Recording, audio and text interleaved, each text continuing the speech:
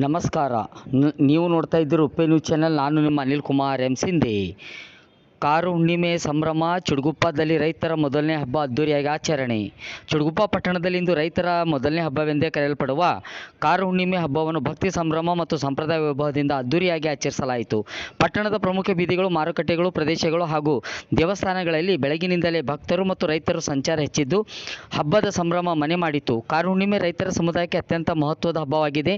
ಮುಂಗಾರು ಮಳೆ ಆರಂಭವಾಗಿ ಕೃಷಿ ಚಟುವಟಿಕೆಗಳು ಚುರುಕುಗೊಳ್ಳುವ ಈ ಸಂದರ್ಭದಲ್ಲಿ ಭೂಮಾತೆ, ಪ್ರಕೃತಿ ಹಾಗೂ ಕೃಷಿ ಉಪಕರಣಗಳಿಗೆ ಕೃತಜ್ಞತೆ ಸಲ್ಲಿಸುವ ಉದ್ದೇಶದಿಂದ ಈ ಹಬ್ಬವನ್ನು ಆಚರಿಸಲಾಗುತ್ತದೆ. ರೈತರ ಶ್ರಮಕ್ಕೆ ಪ್ರಕೃತಿಯ ಅನುಗ್ರಹ ದೊರೆಯಲಿ, ಉತ್ತಮ ಮಳೆ, ಸಮೃದ್ಧಿ ಬೆಳೆ ಹಾಗೂ ಕುಟುಂಬ ಸುಖ ಶಾಂತಿ ನೆಲೆಸಿ ಎಂದು ಪ್ರಾರ್ಥನೆಯೊಂದಿಗೆ ಈ ಹಬ್ಬವನ್ನು ಆಚರಿಸುವುದು ವಿಶೇಷವಾಗಿದೆ. ಹಬ್ಬದ ಅಂಗವಾಗಿ ಮಹಿಳೆಯರು ವಿವಿಧ ಬಗೆಯ ಹೂಗಳಿಂದ ಅಲಂಕಾರ ಮಾಡಿ ಪೂಜಾ ಸಾಮಗ್ರಿಗಳನ್ನು ಸಿದ್ಧಪಡಿಸಿ ದೇವರ ಆರಾಧನೆ ನೆರವೇರಿಸಿದ್ದರು. ರೈತರು ತಮ್ಮ ಕೃಷಿ ಉಪಕರಣಗಳಿಗೆ ಪೂಜೆಯನ್ನು ಸಲ್ಲಿಸಿ ಉತ್ತಮ ಬೆಳೆಗಾಗಿ ಪ್ರಾರ್ಥಿಸಿದ್ದರು. ದೇವಸ್ಥಾನಗಳಲ್ಲಿ ವಿಶೇಷ ಪೂಜೆ, ಅರ್ಚನೆ ಹಾಗೂ ಪ್ರಸಾದ ವಿತರಣೆ ನಡೆಯಿತು.